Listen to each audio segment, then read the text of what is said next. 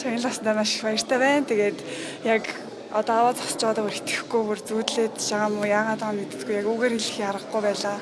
Шүн чунд чадахгүй сая явахтаа бүр сандраад уйлгаад ч ингээд бүр чичрээд байсан. Тэгээд одоо нэг жоохон ч гэсэн тайвширч чаж.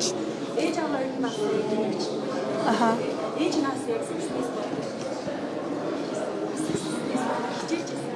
Тийм манай хас ээж маань хичээлдэг байсан 10 жилдээ тэгээд нэг амар шигшээ мэгшээд явж байгаагүй тэгмэл ээжээ маань бас суур бас байгаа гэж бодчих.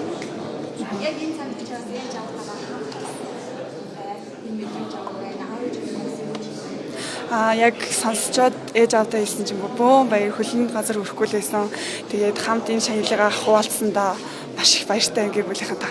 шийдвэрлэх хүчтэй чухал гол оруулсан. Тэр үе бүр ингээд би өөртөө ч итгээгүй орсныхын дараа яг колцоо руу ороод би бүр хараад ингээд амар гайхсан. Тэгээл бүр ингээд уйлахаас аргагүй бүр амар гоо шидэлтэйсэн болохоор би тэрийг бүр хизээж мартахгүй.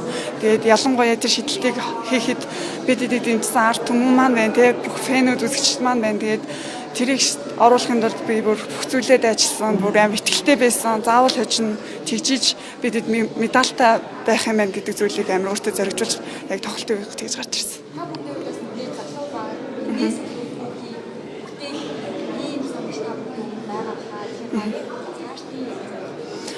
хаа бидэд багийн зорилго гэх юм бол гол нь хамгийн сүүл дараа жилийн дэлхийн аварга байгаа. Тэгээд медалаа хувиргаад те алтан медаль авахыг хүсэж чинь, цомоо авахыг хүсэж чинь.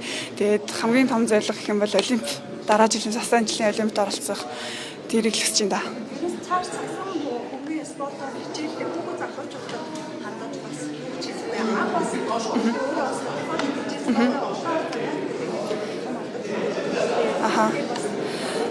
за хүүхд залуучуудад хандаж хэлэхэд сагсан бөмбөг хичээлээд ер нь спортоор хичээлээд тэр хичээлсэн тууштай байгаараа тий бити бууж өгөөрэй.